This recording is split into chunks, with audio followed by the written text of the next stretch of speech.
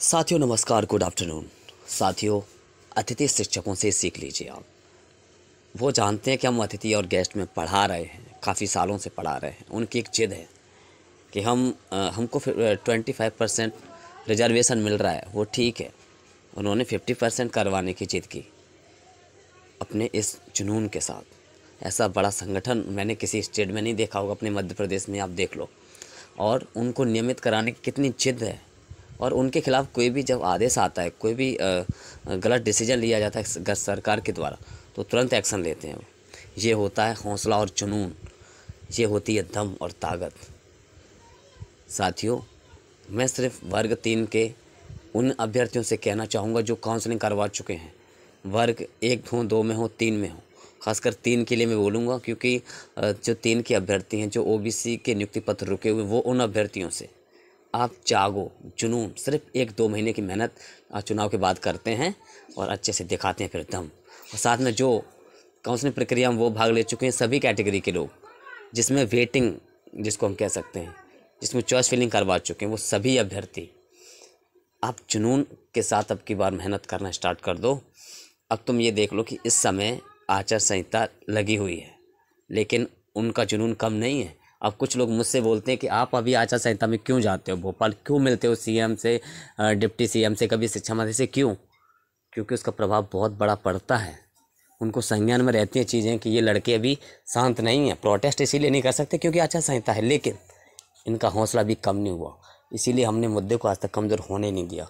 ठीक है साथियों, तो मैं तो उनसे यही कहना चाहूँगा, क्योंकि देखो, पद वृद्धि के नाम से तो हमारे लड़के मध्य प्रदेश के अब ऐसे हैं कि वो आना ही नहीं चाहते, घर से निकलना ही नहीं चाहते और मेहनत करना ही नहीं चाहते। वो सिर्फ चाहते हैं दूसरा मेहनत करता रहे, हम घर से कमेंट करते रहें, ज्ञान देते रहें, बस आना तो है ही नहीं हमको।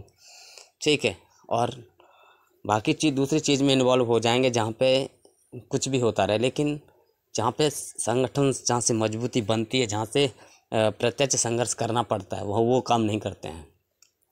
तो पद वृद्धि जो है 50,000, 20,000, 10,000, वो कुछ भी नहीं रहेगा, क्योंकि उसमें आप मेहनत नहीं करना चाहते। वो पॉसिबल अब था लेकिन अब नहीं है। क्यों? क्योंकि आप आना नहीं चाहते, मेहनत नहीं करना चाहते अतिथि शिक्षकों की तरह।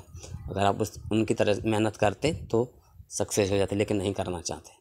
लेकिन मेरी अब गुजारिश सिर्फ उनसे है, सिर्फ उन व्यक्तियों से है जो काउंसलिंग करवा चुके हैं, वो सभी कैटेगरी के लोग, वो सभी कैटेगरी के अभ्यर्थी, और साथ में हमारे ओबीसी कैटेगरी के अभ्यर्थी जो चॉइस फिलिंग में भाग ले चुके हैं। साथियों, आपको जागना है, जुनून दिखाना है। अब की बार 2 महीने कड़ी मेहनत करनी है और अब की बार सिर्फ अपने नियुक्ति पत्र ही लेना है। ठीक है, ऐसा जुनून हमें दिखाना होगा। हमें फिर वो भले एक्टिविटी करनी हो, भूख हड़ताल करनी हो, आमरण अनशन करना हो, चाहे कोई अलग एक्टिविटी करनी हो, हम करेंगे संवैधानिक तरीके से। कोई गलत तरीके से हम नहीं करेंगे, हम करेंगे बिल्कुल सही तरीके से। और इस बार अपन जीत कर रहेंगे। और सभी उन अभ्यर्थियों से मैं कहना चाहूँगा वो सुन लें और अपने साथियों को फॉरवर्ड कर दें जो काउंसलिंग प्रक्रिया में भाग ले चुके हैं, जिसको वेटिंग कहते हैं। सभी कैटेगरी के लोगों के पास जो सिर्फ घर पर बैठे और ज्ञान देने में माहिर हैं, कहते हैं भैया हम साथ देंगे, साथ देंगे। और कमेंट, इतने सारे कमेंट मैंने बहुत लोगों के देखे हैं।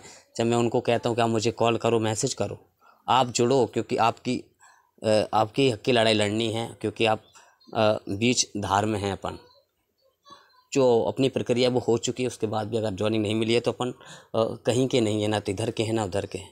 इसीलिए हमको अपना हक छीनना ही है। ठीक है साथियों, तो मैं उनसे कहना चाहता हूँ, आप जाग जाओ, एक बार कड़ी मेहनत अच्छे से कर लो। आप ये कहोगे कि ये लोग करेंगे, हम नहीं करेंगे, तो मुझे सिर्फ 100 लोग ऐसे चाहिए जो इस कड़ी मेहनत करने को तैयार हों। बस 100 लोग जो जी जान लगा के मेहनत करें, तन मन धन सबसे। ऐसे लोग मुझे चाहिए। बाकी फालतू का कचड़ा बिल्कुल नहीं चाहिए, जो सिर्फ ज्ञान देता हो, घर से निकलता कभी ना हो और सिर्फ कमेंट करने में माहिर हो। ऐसे लोग नहीं चाहिए। ऐसे लोग चाहिए जो कहता भी हो और करता भी हो। क्योंकि मैं भी ऐसा ही व्यक्ति हूँ। मैं जब बहुत से लोग ऐसे भी होते हैं, सेंसिटिव, बहुत ज़्यादा ख़तरनाक लोग होते हैं कि जो कहते नहीं सिर्फ करते हैं। लेकिन ऐसा तो मैं नहीं हूँ, लेकिन मैं ऐसा ज़रूर हूँ, जो कहूँगा वो करता ज़रूर हूँ। मेरे अंदर ये है। 3 तरह टाइप के लोग होते हैं। एक वो होते हैं जो सिर्फ कहते हैं, कुछ नहीं करते। एक वो होते हैं जो कहते भी हैं और करते भी हैं। और एक वो होते हैं जो सिर्फ करते हैं, कहते नहीं हैं। लेकिन मैं वो व्यक्ति हूँ जो कहता हूँ वो मैं करता हूँ। ठीक है। तो साथियों, हमने उनके लिए मोटिवेट करना चाहूँ सभी अभ्यर्थियों को कि एक बार जी जान लगा दो और अपना हक अब छीन लो। इस बार अंतिम अवसर है। जॉब तो भूल जाओ, मध्य प्रदेश में तो वैकेंसी कभी आनी नहीं है। उन्होंने डाटा ही तक नहीं बताया कि वैकेंसी खाली है, जबकि प्रमोशन से पहले पद बताए थे शिक्षा मंत्री जी ने। जो पहले शिक्षा मंत्री थे इंद्र सिंह परमार, उन्होंने कहा था कि 30,000 से ज़्यादा प्रमोशन से पद खाली हुए हैं। और अब जब डेटा आ रहा है सामने तो सिर्फ 6,000 बताए जा रहे हैं और उसका भी कोई अता पता नहीं है। तो कहने का मतलब, जो काउंसलिंग में भाग ले चुके हैं वो तो आप ध्यान से सुन लो, बिल्कुल ध्यान से सुन लो। भले आपके कारण पद बढ़ जाएं, दूसरी प्रोसेस हो जाए, अन्य को फ़ायदा मिल जाए, अलग बात है, लेकिन एक्चुअल मुद्दा अपना ही है। तो प्रयोगशाला के पद हमको नहीं छोड़ने हैं। पहली काउंसलिंग के बचे 525 नहीं छोड़ने हैं। हमारे जो चॉइस फिलिंग में भाग ले चुके हैं उन सभी अभ्यर्थियों को अपनी जॉब लेनी है और जो OBC के नियुक्ति पत्र के उनको दिलवाना है। ये अपना काम है महत्वपूर्ण, और ये हो सकता है 100%, क्योंकि ये ही एक्चुअल मुद्दा है। प्रयोगशाला के पद का एक्चुअल मुद्दा है। पहली काउंसलिंग के 525 वेटिंग क्लियर करने का जो आश्वासन दिया है वो, OBC नियुक्ति पत्र के उनको आश्वासन दिया कि हम उनको क्लियर करेंगे, चुनाव बाद करेंगे, उनको दिया वो, हमें वो क्लियर कराना है जो एक्चुअल मुद्दा है। बाकी हमें चीज़ों में नहीं पड़ना है। फालतू के 15,000 पद, 10,000 पद, ऐसा कुछ नहीं। आप मत बढ़ाओ, लेकिन हमारा ये क्लियर करो। चाहे तो पद बढ़ा के करो क्लियर आप OBC होल्ड, चाहे हमारी वेटिंग पद बढ़ा के क्लियर करो, कैसे भी करो, चाहे आप प्रयोगशाला से करो, कैसे भी करो, आपको सारे ये चीज़ें करवानी है। तो साथियों, मेरा आपसे विनम्र निवेदन और अनुरोध है कि आप जाग जाओ, ठीक है। और जहाँ भी मौका मिले, मैंने अभी भी आपसे कहा है, जहाँ भी कार्यक्रम हो रहे हैं माननीय CM महोदय के, जिस भी क्षेत्र में इस समय वोटिंग होना बाकी है, आप जहाँ भी वो कार्यक्रम में सम्मिलित हो, जहाँ भी कार्यक्रम कर रहे हैं माननीय CM महोदय, आप जाओ, वहाँ पे मिलो और अपनी बात रखो। कोई सी बात रख दो, प्रयोगशाला की रख दो, 525 पहली काउंसलिंग के पद बचे वो रख दो, वेटिंग की रख दो, आप OBC के नियुक्ति पत्र के वो वाली मांग रख दो, रखो। डिस्टर्ब करते रहो, जब तक अपना हक नहीं मिल जाता हम रुकने वाले नहीं। और ऐसे सभी जुनून अपने पास रखो और एक्टिव हो जाओ, ठीक है साथियों। धन्यवाद। मैं बस इतना ही कहना चाहूँगा, सीख लो अपने मध्य प्रदेश के अतिथि शिक्षकों से। नामुमकिन है सारी चीज़ें, लेकिन उनके खिलाफ़ कभी आदेश आता है तो वो जी जान लगा देते हैं।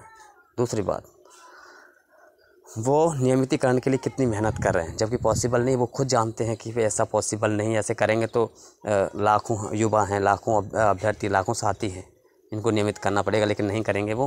लेकिन फिर भी उनका जुनून इतना है, ठीक है। नामुमकिन को भी मुमकिन करने में लगे हुए हैं, ठीक है। तो ये होता है, इनसे सीखो। कम से कम काउंसलिंग में भाग ले चुके वो अभ्यर्थी तो सीख ही लो। ज्ञान व्यान मत बांटो एक दूसरे को। अब सभी जो वेटिंग में अभ्यर्थी हैं, जो चॉइस फिलिंग करवा चुके हैं, जो प्रयोगशाला के पद चाहते हैं, जो OBC के नियुक्ति पत्र के वो अभ्यर्थी चाहते हैं, तो वो सभी जागरूक